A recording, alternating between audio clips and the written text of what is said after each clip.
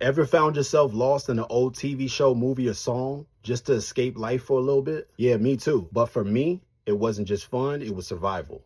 Today, I want to share with you why the Nostalgia King isn't some type of cool nickname or trend. It's my therapy, my safe space. It's my way to cope with a childhood filled with more hurt than hugs. If you've ever felt alone, unwanted, or that life was just too heavy, then this video is for you. And hey, I might even make you laugh. Because if I didn't learn how to laugh at my pain, I wouldn't even be here at all. See, growing up, I didn't have much. We were so poor that at times we had nonprofits that would donate presents to us. And that happened about 2 or 3 years where we wouldn't have had a Christmas without it. I was the oldest of 4 and there was a lot of weight on my shoulders. My dad, he was unalive when I was a little kid, so I didn't get to know him. And my mom, well, she was dealing with her own childhood trauma. So you know how that goes. I never really felt seen or heard. At home, it was the typical environment for a lot of us black kids. And at school, I was the bully kid. And in 5th grade, well, that's the first time I thought about dying. Imagine being an 11-year-old and thinking that the world will be better without you. We didn't have much money, and man, the kids at school, they ain't let me forget about it. I used to wear these like these high water type pants that were kind of tight. Not Urkel bad, but it was bad. It was bad looking back now. It was pretty bad. And I learned early how to laugh with people instead of crying. So that was a way to hide the emotions. See, we lived in the ghetto surrounded by violence and drugs. Sometimes I walked past things that no kid should see.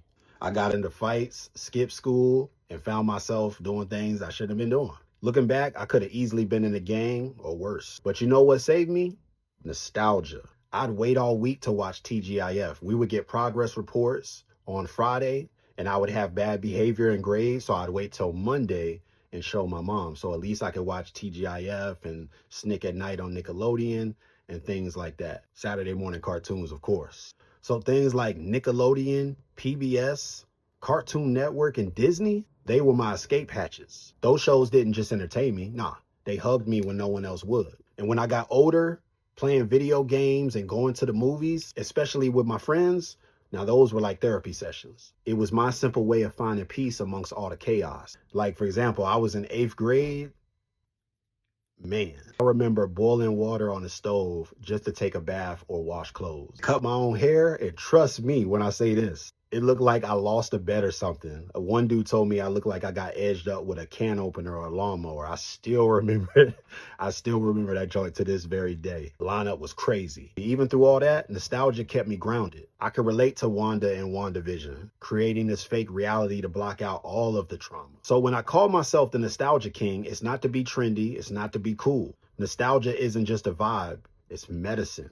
It was there when I had nobody to talk to, when I had no money, and when I felt like nothing. And if you're watching this, feeling alone, or wishing you could teleport back to the good old days, trust me, I feel you. You're not alone. Your story matters.